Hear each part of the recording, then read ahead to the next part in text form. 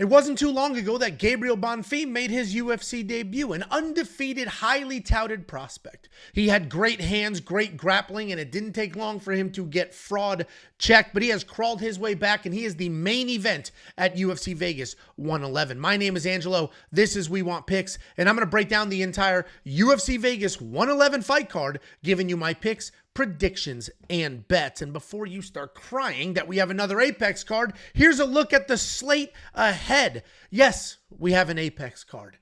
And while this is an okay fight card, I will say this is one of the trickiest fight cards I have had to break down. We have a lot of competitive matchups to get through. But after this event, we have what I think will be the best pay-per-view of 2025. UFC 322 is a spectacular event. We have a super fight in the main event, a super fight in the co-main event, and a bunch of number one contender matchups throughout. Right after UFC 322, we head to Qatar for a lightweight contender matchup. And right after that, we head to Vegas for UFC 323. We have a spectacular month ahead of us. And if you want to unlock every pick, every bet, every tool, if you want to put yourself in a position to make some money while watching your favorite sport, go to WeWantPicks.com, click Become a Member at the top. It's $10.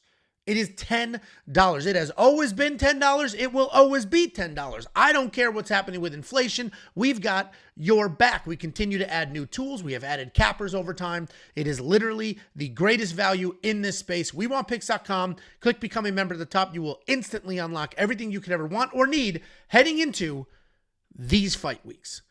Let's go ahead and break down this card. It's kind of all over the place. We have a brand new matchup to open it up. We have Miles Johns taking on Daniel Marcos. This was just added to this fight card, but Miles Johns was already scheduled to be here. They just couldn't really nail down an opponent until now. We got Miles Johns, a strong wrestler. He's got heavy hands. He has explosive speed. He has wrestled at a very high level, but he doesn't always use his wrestling in the octagon. Like a lot of other fighters, he knocked a few people out, and then he decided this is way more fun and a lot easier than shooting takedowns and working my ass off. His cardio is questionable, but at least for 1.5 rounds, this guy is a buzzsaw. He comes forward, he brings the heat. He is coming off that close loss to Jin Matsumoto, where he was aggressive early. He did end up wrestling, but he faded, and he just started throwing bombs from the hip. He's taking on Daniel Marcos. Daniel Marcos is an effective striker with power and accuracy. He does a nice job stringing together combinations and marching forward. He'll throw 1-2s. He'll follow them up with flying knees and elbows.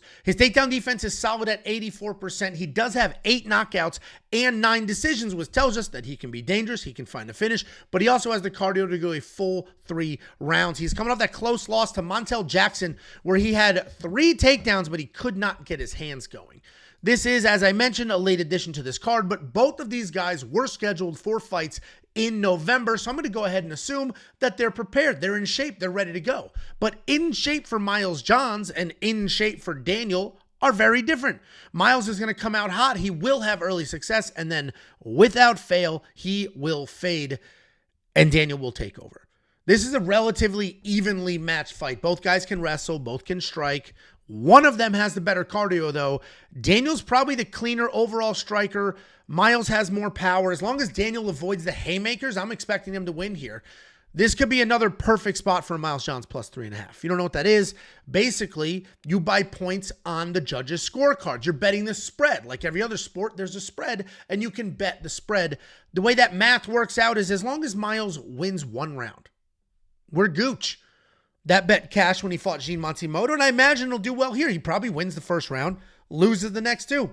We don't have odds yet for this fight because this is brand new. I'm assuming Daniel's going to be the favorite, and if I am the sportsbook, I would list him as, let's see how good I am at this.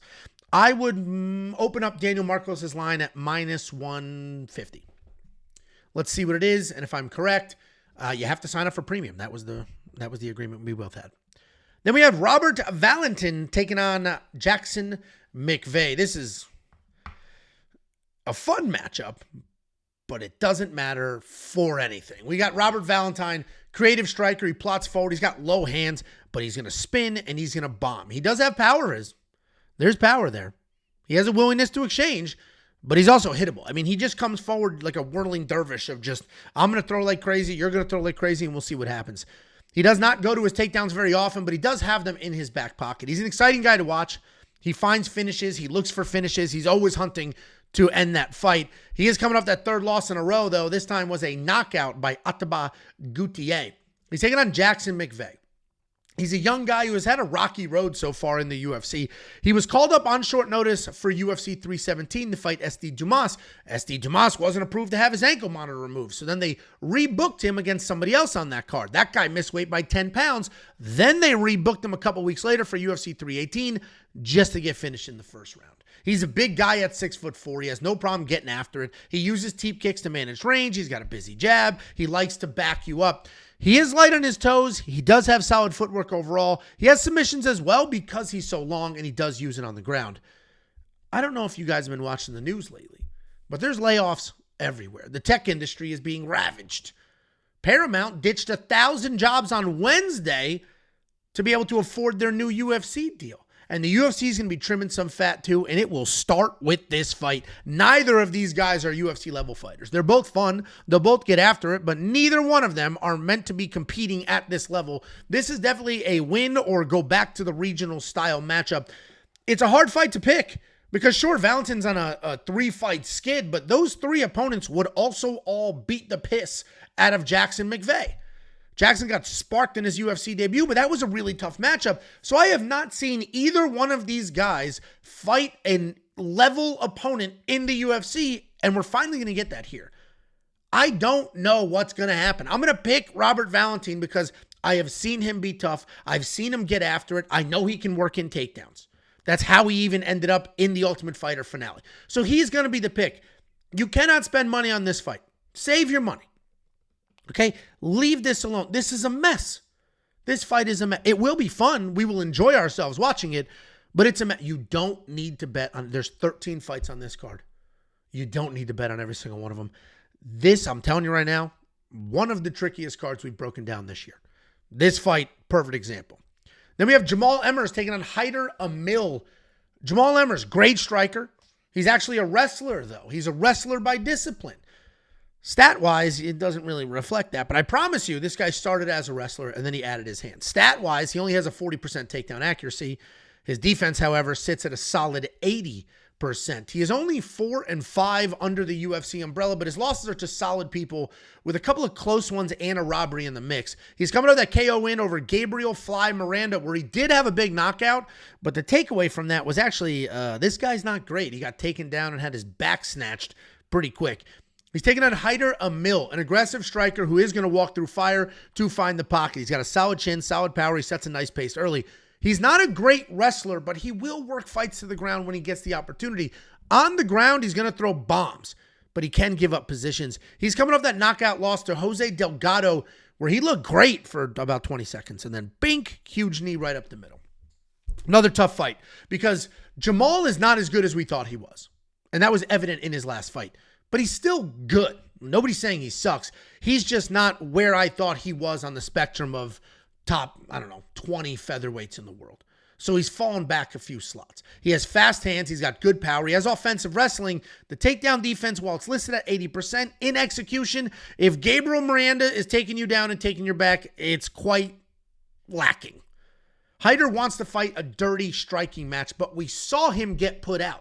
So now I don't know, is Hyder all hype or was he just caught by a very good Jose Delgado? And we just saw how good Jose Delgado actually is at UFC 321.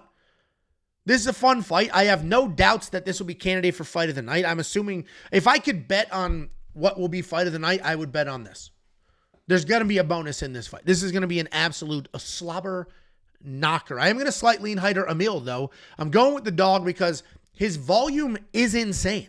And if he just starts running forward, swinging at Jamall, and then Jamall starts chasing power like he did in his last fight, A, I don't know if he'll connect, and B, if Hyder's chin actually is good, and that flying knee in his last fight was just kind of a fluke, then he'll absorb whatever comes his way. Jamall will get frustrated, and Hyder will just wear him down and walk him down. So Hyder Amil's going to be the pick. Close fight.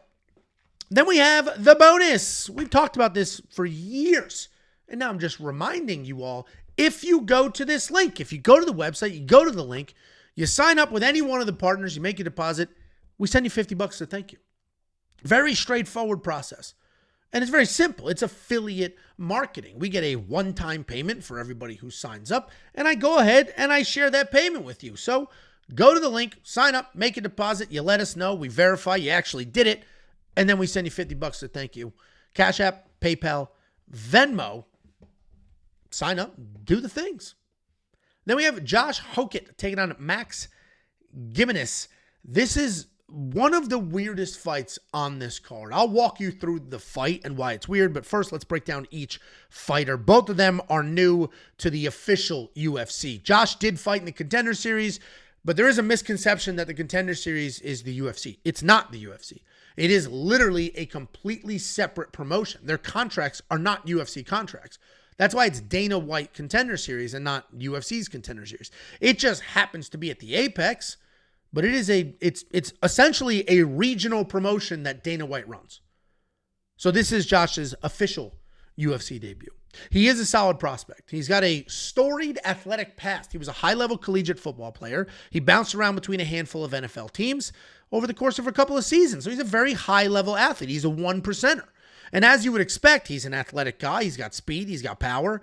And despite having power in his hands, he just wants to sprint forward and get big boy takedowns, and then he will rain down hell. He's got great hips. He's got great speed. He can keep people on the ground. He is coming off that dominant win on the Contender Series that got him an official UFC call-up. He's taking on Max Gimenis. This is a very accomplished grappler. He won Worlds as a brown belt. He medaled as a black belt. He is big. He is strong. He has incredible positioning. His takedowns are not great. They're jiu-jitsu takedowns, but his BJJ is good enough to work off of his back. He doesn't seem like a technical striker, and we don't have a ton of footage to work off of, but he bombs away. He's got solid power, especially if he ends up on top. He doesn't go full jiu-jitsu nerd. If he takes you down, he will just Donkey Kong to find the finish. I came into this fight completely blind. I'm not really a college football aficionado, so I wasn't aware of who Hokit was. And despite me training jiu-jitsu for 20 plus years, I don't follow the actual sport. I don't follow competition jiu-jitsu. I just do it so I don't get robbed in a parking lot. That's not true. I do it because I'm a high-level athlete and I love rubbing on other men. Coming into this blind was an interesting journey because I started on the Josh side. I saw the fights. I saw he looked comfortable on the feet. I loved how he shot takedowns, and I was overall impressed with this dude's physicality. And then before getting the Max, I saw the odds. I saw that Josh was a 4-1 favorite. So I fully expected that Max was some striker slob that Josh was going to take down instantly. So you can imagine my surprise when he was neither of those things. The dude is solid. He's got great BJJ. He is massive, not like crazy tall, but this is a wide human being who has world-level jiu-jitsu and random power. The fact that he is a 3.5-1 underdog was surprising as hell. This is a perfect fight to find out if athleticism is enough to get wins in the UFC as a heavyweight, because Josh isn't great. He's just a high-level athlete who's got nice takedowns and physicality. It's not like he came in here with a world of combat experience. Max Gimenis has come in here with a world of combat experience. Literally one of the best in the world at his combat sport. This is just good old-fashioned American athleticism versus Brazilian jiu-jitsu, and we're going to find out which one matters. I am going to slightly lean Josh because jiu-jitsu off your back is not the same as jiu-jitsu on top. As long as Josh shoots immediately, gets a takedown, and then works, he needs to start striking instantly. If he does some Jaltna Maeda shit where he's just trying to hang out for control, he's going to get swept, he's going to get subbed, he's going to be in trouble. But if he starts raining down hammer fists, all that jiu-jitsu is going to go out the window and Max is going to have a tough day. Josh is going to be the pick. I was looking forward to parlaying him. And then I did all the... I can't. He should win. I'm picking him to win, but Jesus Christ. Minus 425. It's his UFC debut. He only has 6 fights. He's fighting a world-level jiu-jitsu guy who is bigger than him. What are we doing? These odds are... They have to tighten, right? These odds are going to tighten. And let me know if I'm crazy. Let me know if you are a sport jiu-jitsu fan and you're like, yeah, Max isn't it. I understand you did tape study, Ange, but Max is not it. Or if it's like, yeah, I'm with you, big, tall, handsome Angelo. I'm with you, bud. I don't get it. I'm with you. Make sure you include the big, tall, and handsome. I mean, everybody could use a compliment every now and then, even me. I usually deal with bullshit. I have all women. Here's a rant. I have all women in my house. I've got 2 young daughters. I've got a wife. The 3 of them are mean. I've got a girl dog. She sucks. God forbid a homie get a compliment from a bro in the comments section. I'll take tall, which I am. I'm 6'3". I'm tall, but you always see me in the chair, so I'll take tall. I'll take handsome, which really comes down to the outfit. I'll take smart. I know I'm smart. I'll take funny. I know I'm funny. What else would I take?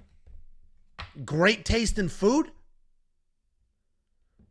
Please, guys. Just fishing for compliments.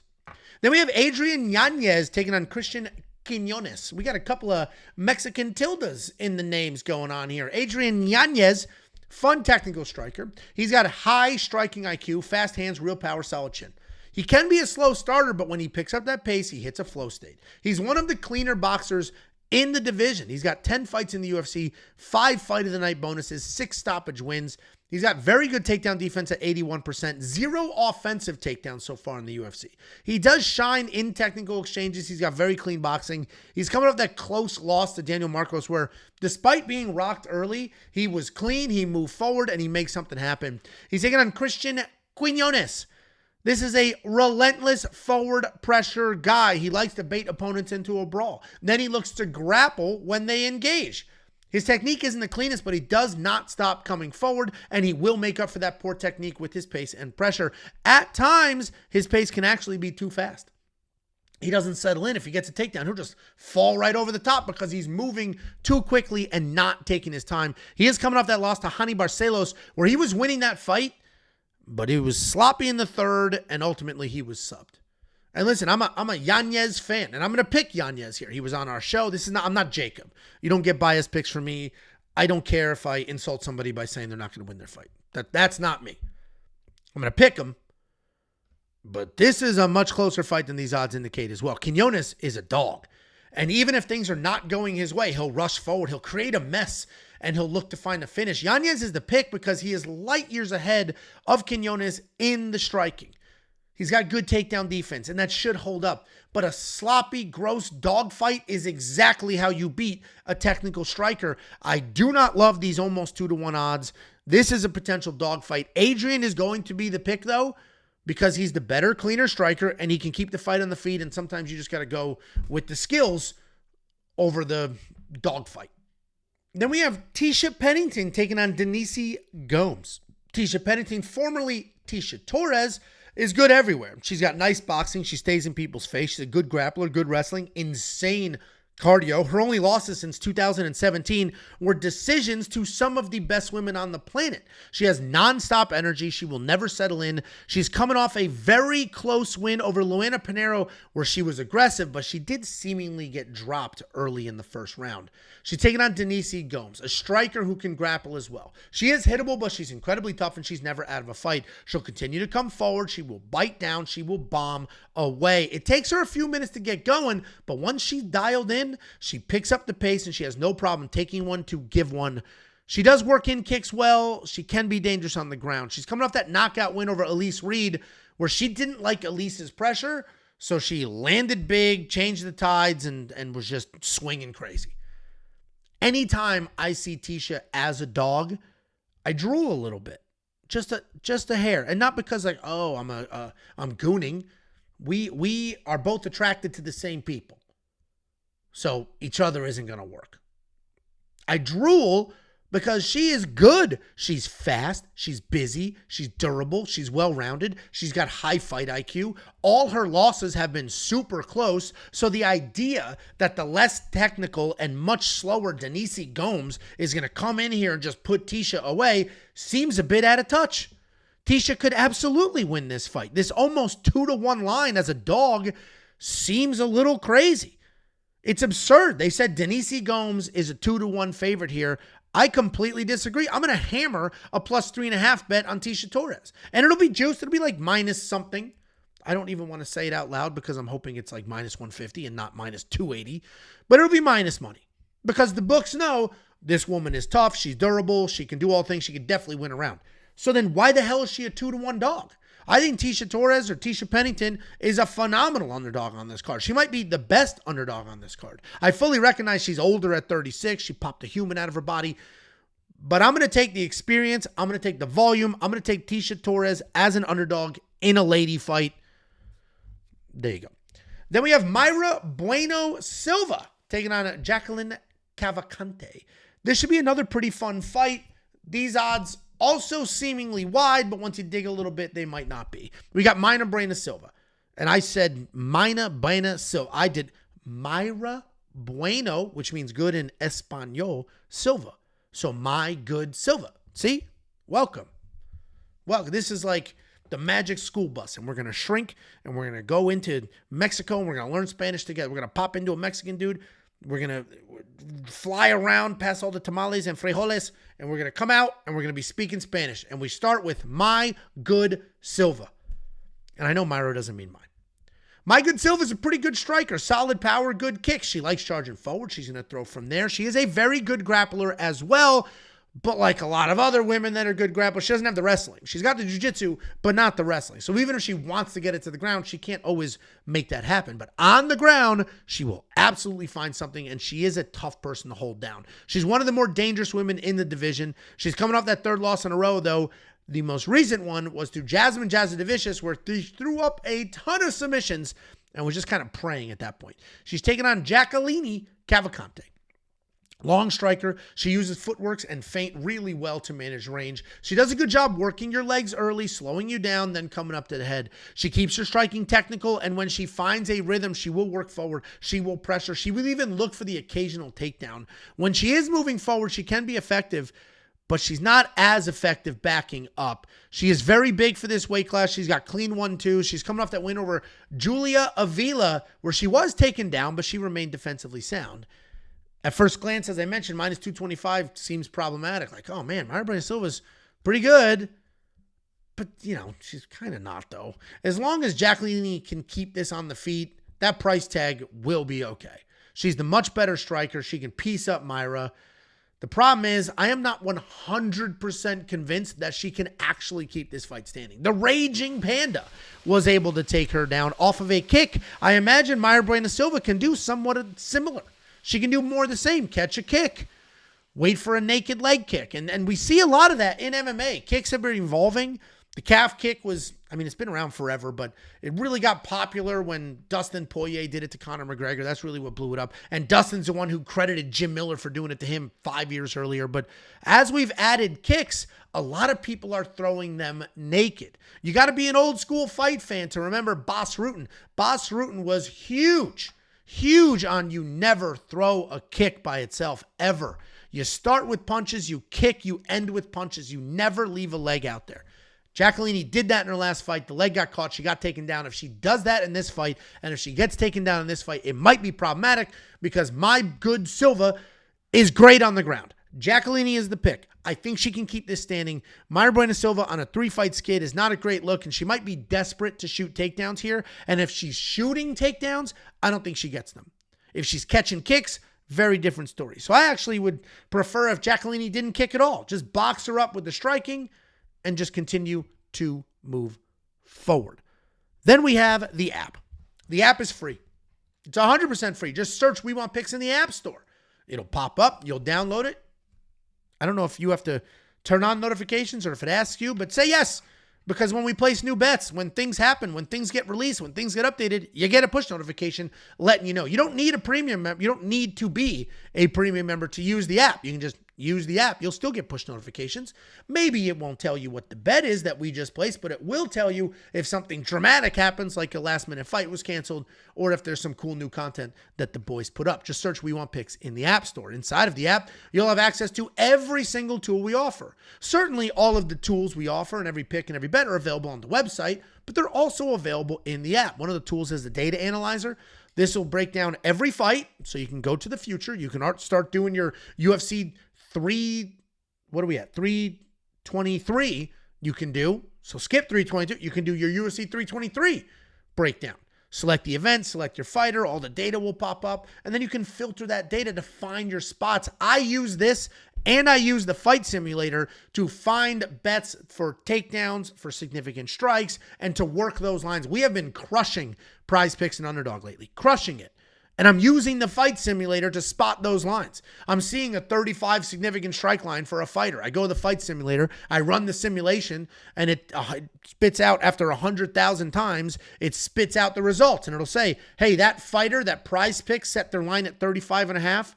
Through our 100,000 simulations, they're going to land 60 significant strikes. So 70% of the time, they're getting over that 35.5 line. The more makes a ton of sense. Same exact logic with every other statistic it gives you.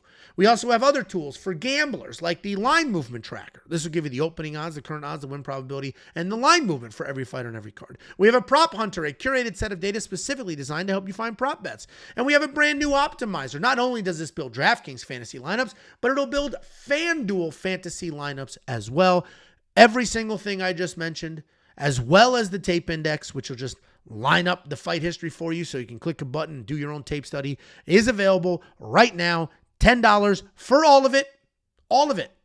An entire month for $10. WeWantPicks.com. Click Become a Member at the top. Here's the 4 events that you'll get. You'll get UFC Vegas 111. You'll get UFC 322. You'll get UFC Qatar. And then you'll get UFC 323. A bunch of spectacular cards coming up. It's freaking $10. Unlock all of it. WeWantPicks.com. Click Become a Member at the top. And don't forget, UFC 322 and 323 are vlogs. For vlogs, we open mail. If you haven't seen the UFC 321 vlog, go back and watch it. It was a good time. I ate the best cheesesteak in my entire life. We did open up some mail. Check it all out. Send us whatever you want to send us, a letter, whatever the hell. We Want Picks, P.O. Box 406, Prosper, Texas, 75078. We're going to jump into this main card. This fight order is certainly going to change, but I have no doubt that this fight, Marco Tulio versus Cristian Leroy Duncan, will be on the main card because this is a very, very good fight between two high-level strikers. We got Marco Tulio, a good striker, a solid grappler. The striking is diverse. He's got plenty of power. The volume is solid, but it's not overwhelming because he takes his time at distance and he has no problem with leg kicks. He has very good grappling. He can get the fight to the ground when he needs to, and then on the ground, either ground and pound or hunt for a submission. He's coming off the destruction of Tresean Gore at UFC 314. He's taking on Cristian Leroy Duncan. He's a high-pressure fighter with 10 finishes and 12 wins. He's a powerful striker. He comes forward. He's got good pressure, good speed, good creativity. He throws everything at his opponents, but if things get heated on the way back, he's quickly going to turn into a wrestler. He is wild. Sometimes he's sloppy, but he's incredibly dangerous on the feet. He's got solid ground and pound, and if he ends up on top, he's going to make it work. He is going to put in work. He's coming off that finish win over Eric Anders where he was spinning like a top. Marco Tulio is a good-looking dude. He's good at fighting. He's got a hot girlfriend, and I think he wins this fight. Life is good for Marco Tulio. CLD is flashy. He's fun, but he is going to turn into a wrestler. Marco Tulio is going to dot him up. Cristian's going to be diving at legs. He's going to turn into a wrestler. It's going to be too little, too late. Marco's takedown defense should be good enough to keep this fight standing, and he should work him. Marco Tulio is going to be the pick here.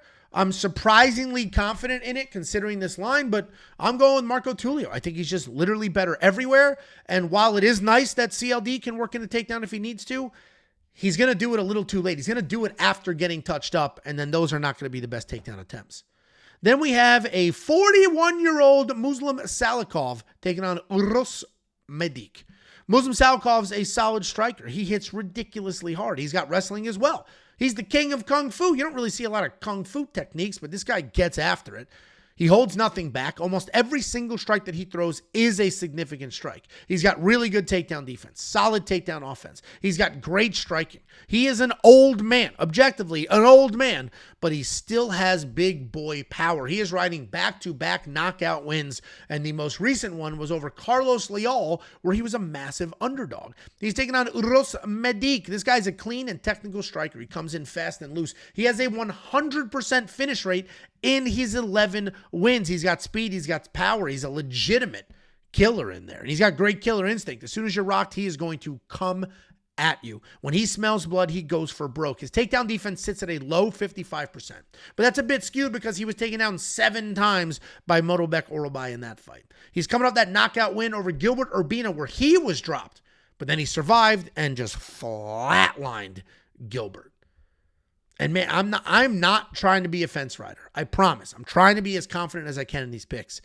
These are not easy fights to pick. Uros should win here, right? He's younger, he's faster, he's a little more technical. But we just watched this guy get rocked, almost put out by Gilbert Urbina. I can only imagine what would have happened if that was Muslim Salikhov hitting him like that. That guy hits like a freaking freight train. And he also has wrestling if he needs it. You can't tell me that Muslim isn't a phenomenal underdog here.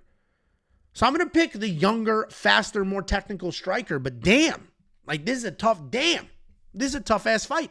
It's easy to say, oh, Muslim's old. He was old in his last fight. He was old in the fight before that. Both of them were knockout wins. Carlos Leal was supposed to murder this dude. That did not happen. Tough fight to pick. Then we have the younger Bonfim brother. We have Ishmael Bonfim taking on Chris Padilla. Anytime you get people this close to each other fighting on the same card, things could get weird. The main event might literally come down to what happens in this fight. Because if Gabriel watches his younger brother lose, that is definitely going to fuck with him. I mean, without question, that's his brother. That is definitely going to mess with him.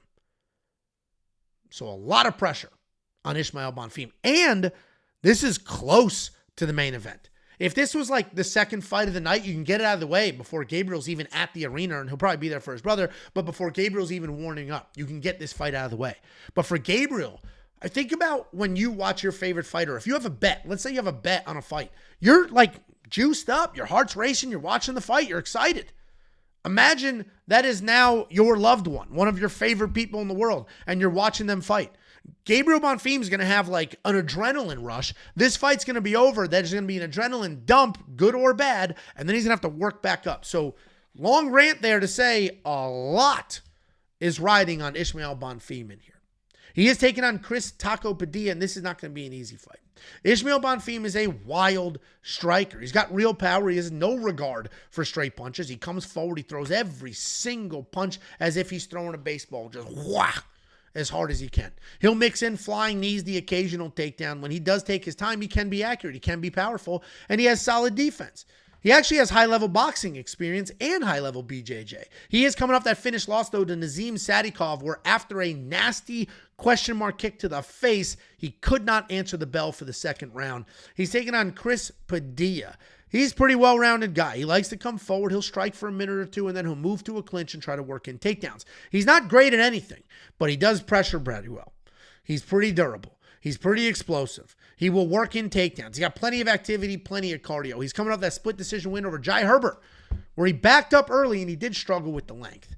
And my God, is this card full of landmines. Chris is too good to be a 2-1 dog here. And I agree, Ishmael should win. I'm going to pick him. But Chris is tough as hell. He comes forward. He shoots takedowns. He doesn't quit. Ishmael is very good, and he should win this fight. But you could argue that he just quit on the stool.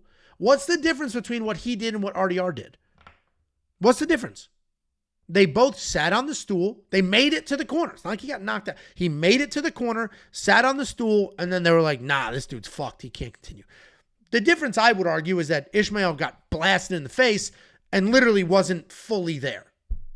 And I don't know if it might have been the doctor. I don't know if it was the doctor, him, or his team that said, nah, you're done. But he did get to the corner, sat on the stool. They called it in the corner. RDR quit. RDR was just tired, and he quit. Where Ishmael just ate a massive shot to the face. And for that reason, I'm not going to call him a quitter, and I'm going to ignore that, and I'm going to pick him. I would not be surprised if War Taco is Jacob's lock of the week, but I am going to be on the Ishmael Bonfim side. He's just better everywhere. And as long as he did not quit on that stool and he doesn't have quit in him, we should be good. Then we have what I think is my favorite fight of the evening. We have Ricky Simón taking on Hani Barcelos, a grappler's delight. Two high-level wrestlers that are going to get after it. Ricky Simón is a high-energy wrestling beast. This guy's going to dive at leg after leg with 100% energy over and over until he gets a takedown. If he doesn't get a takedown, guess what? There's no plan B. He just goes back to takedowns. His biggest asset is his gas tank and his willingness to stick to that game plan. He's not a technical striker, but it is there to set up takedowns.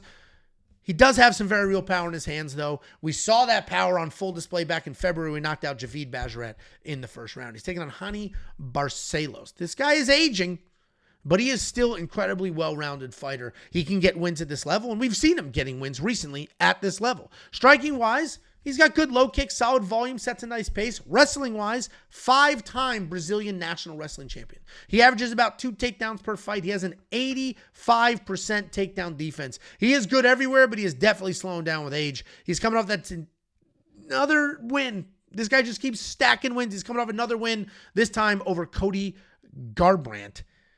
Technically speaking, Hani is the more accomplished wrestler. He's probably the more technical striker too, but I'm still picking Ricky here. I feel pretty good about it. Ricky's wrestling is nonstop, so even if Hani has early takedown defense, I don't think it's going to remain throughout 15 full minutes. We know Ricky has insane power in his hands, and we know if Ricky gets a takedown, wrestlers aren't exactly spectacular off of their backs. Hani's got good jiu-jitsu, but jiu-jitsu off your back when you're a wrestler is very different than jiu-jitsu on top. I think Ricky sets an incredible pace. I think he puts on a show. I am fairly confident in Ricky Simone. Then we have the promo again. There's the link. Go to the website, sign up, make a deposit. You get yourself $50 from the boys. It's affiliate marketing. You use the link. You sign up, you make a deposit. They're going to say, hey, Ange, thanks for the customer. Here's your one-time payment. And I'm going to say, thank you. I'm going to slice off $50. I'm going to give it to you and all of us. Nice little, a circle of, you can't say circle and not immediately think circle jerk. Maybe that's just a me thing. So I'm not going to say that because I will not be in a circle jerk with you. That's not going to happen. But it's a circle of sharing. We all I make a couple bucks. You get a couple bucks. They get a new customer. It's a triangle. It's a teepee. Now I'm just naming sex moves. Go to the website. This specific URL. Use the link. Sign up. Make a deposit. Get yourself a couple of bucks. Then we have what I really hope will not be the co-main event. Please, God. Do not make this the co-main event. Please, I'm asking you. We cannot have Matt Schnell versus Joseph Morales as the co-main event. We can't. I'll take Ricky Simone as the co-main event. That makes sense. I'll take the Marco Tulio fight as the co-main event. We cannot. This cannot be the co-main. It can't. Matt Schnell, what are we doing? We got Matt Schnell taking on Joseph Morales. Matt Schnell's a striker. He's got solid BJJ. He prefers the counter strike. He does a pretty good job getting you to follow him so that he can plant his feet and just whap and fire back. He does not shoot very often. He averages fewer than 1 takedown per fight, but his BJJ is solid and he can snatch things up in scrambles. But while he can be slick on the ground, he does sort of struggle to get it there with the poor takedowns and the poor takedown defense. His chin does not always hold up. But he is tough, and as long as his body doesn't give up on him, he'll stay in that fight. He is coming off of an interesting fight where he was taken down very, very, very easily, but it was his first win in 3 years. He's taking on Joseph Morales. Joseph Morales is a solid wrestler, a good grappler. He doesn't desperately shoot takedowns, but when he does shoot takedowns, he gets to the legs and then he elevates. On the ground, he's got great control and patience. His striking is not great, but he can take a shot and he is tough as hell. His issue on the feet, though, is that he's a little too patient. He does do a good job bobbing and weaving to avoid what comes back his way, but you can see the numbers on the screen. He's only landing 2 significant strikes per minute because he's just sitting there waiting for something to happen. He is coming off that triangle choke win in that UFC debut. Matt Schnell does not have a very good record. He's 17-9. This is not a good record. I have personally used Matt Schnell as an example of how bad the UFC roster can be and how bad some fight cards can be. But in Matt Schnell's defense, his losses are quality, and he is a decent fighter. His biggest issue, though, is his takedown defense kind of stinks. Joseph Morales has good takedowns. So this fight is literally that straightforward. One guy can get takedowns, the other guy can't defend takedowns, and even though the guy that can't defend takedowns is good at jiu-jitsu, so's the one who's going to be on top. Joseph Morales is the pick, and I think he avoids any chaotic submissions coming from bottom. And then we have the main event of the evening. Gabriel Bonfim taking on Randy Brown. This is a good fight, and this is a cool fight. Gabriel Bonfim was fraud checked a little while ago, but this dude's record is still 18-1. He is still a good fighter. He's a high-level guy. Is he the younger or the older brother? I thought he was the older brother, but he might be the younger brother. Either way, he's a brother, And not a brother like Randy Brown is. He's a brother. And his brother is Ishmael, who we broke down earlier. That was a nice segue by me, by the way. We got Gabriel Bonfim. Very solid striker. High-level boxing credentials. He's got solid BJJ. He's a well-rounded guy who, despite being more patient than his brother, he's only been to one decision in 19 fights. He looks to strike early and then transition to wrestling if he doesn't feel a finish coming on the feet. When he gets it to the ground, he is methodical with his control, and he works to positions first, then submissions. He's coming off the split decision win over the best-looking 40-year-old on the roster. He's taking on Randy Rude Boy Brown, a very good striker who uses his range incredibly well. He is stupid tall for this weight class, and he takes advantage of that. He's got long jabs, good kicks. He keeps you at bay, and then when he's ready, he will use his speed to initiate those inside-the-pocket exchanges. He has 9 takedowns in the UFC, and while he doesn't go to them very often, he's got trips, he's got jiu-jitsu on the mat. He is very good and a lot of fun to watch. He's coming off that knockout win over Nicholas Dalby where he was dropped early, but then he came back and he had a monster second round. I don't know why Randy is the underdog here. And I get the line should be close. This is a close fight. It's a competitive fight. But I don't think Randy should be the dog. I think he's the better striker. I think he's got great range. I think he's got solid takedown defense. Gabriel just went to a split decision against Wonder Boy, where a lot of people felt that Wonder Boy won that fight. And the reason that fight was close is because Bonfim was getting touched up on the feet, so he needed to wrestle. But even there, he struggled a bit with the takedowns. Randy's not as tricky or creative as Wonder Boy because Wonder Boy has that crazy high-level karate, but Randy's got incredible range. He's got great boxing from the outside. I'm going with Randy Brown here, especially if he can drag this fight out. I also think Randy Brown got screwed in that decision against Brian Battle. Randy Brown's a very, very, very good fighter who I think wins this fight. So I'm a big Randy Brown fan. I'm picking Randy Brown, and I think Randy Brown gets it done. This is his time to shine. He's 35, so he's going to start getting these wins now if he's going to work his way to, I don't know, potential top 5 ranking. Randy Brown's the pick, and that is the breakdown. Guys, before I let you go, do me a favor and click subscribe. Please, for the love of God, I want a play button. And it's a long uphill road to get a freaking play button, but I want a play button. The amount of time and effort we put in, I didn't think I'd care about something like that. I care. Now, that's a lot of subs away. We're not even halfway. But according to the analytics, we did 430,000 unique views in the last month. And 70% of them came from people who have clicked subscribe. 30% did not. So if you're of the 30, just click the button. Let's get a play button. If we get a play button, I'm doling it. We're doing all sorts of giveaways. Click subscribe. We appreciate you. Costs you nothing, and it's a great way to support the boys. After that, it is going to cost you a couple of bucks, but become a premium member. It's only $10 to unlock the greatest offering in this space. It is loaded with tools. Those of you who just want some copy-paste bets so that you can see what the boys are doing, hopefully tail along, hopefully make a couple of dollars together, we've got the picks, we've got the bets, we've got that all lined up, but we also have tools. If you value your time, if you like to do research, if you want some insight, if you want an edge up, unlock it, wewantpicks.com, and use the tools. One of those tools is the data analyzer. Any data point you could ever want or freaking need now and in the future for those of you who like to get ahead of the line movement. We also have the fight simulator. It simulates fights 100,000 times. I specifically use the fight oh my goodness. Stroked out. I specifically use the fight simulator, not litterer, the fight simulator to find prop bets. But you can use it. It's actually designed to build DraftKings and FanDuel fantasy lineups. I just use all the data that it amassed in the fight simulations that it uses to build a lineup. I don't do the lineup part. I just use the data to go find bets, and you can do the same. We have the optimizer that also builds fantasy lineups for FanDuel and DraftKings. The line movement tracker, giving you open odds, current odds, win probability, line movement for every fighter on every card. We have the prop hunter. It's a curated set of data specifically designed to help you find prop bets. We've got the tape index for those of you who like to do your own tape study. Things are about to get weird in the next couple of months when the UFC moves over to Paramount.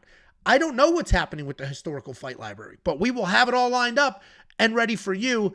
And then we have more than just me. We got Artem, we got BetSam, we got the artificial intelligence. WeWantPicks.com. Click become a member at the top. It is only $10 for an entire month. That entire month includes UFC 322. I think, in my opinion, UFC 322 is the best fight card of the year. The main event is Islam versus JDM. I love that fight. I absolutely love that fight because I am going to pick Islam, spoiler, but I think that's wildly competitive. The co-main event is Wei Li versus Valentina. I'm a huge Wei Li fan. I hope she can be double champ. I hope Wei Li can start to make an argument that she's the greatest female fighter of all time. Then we have a Sean Brady fight. Like, we've got phenomenal fights on that card. And then right after that, UFC Qatar, we have phenomenal fights on that card. And then right after that, we have UFC 323, where we have a record-setting title challenge between Petr Yan and Merab Dvalishvili. And the reason that's a record is because Merab will be the first fighter ever to defend his title 4 times in a calendar year. That's bullshit, though. I understand it's a calendar year from January to December 31st, but we all watched Alex Pereira do 4 times in 12 months as well. So give him his flowers. Guys, thank you so much for being here. I genuinely appreciate every last one of you. You changed my life. Hopefully we've changed yours or made it a little better, either with the content or some of the insights. So thank you for being here. Good luck this weekend.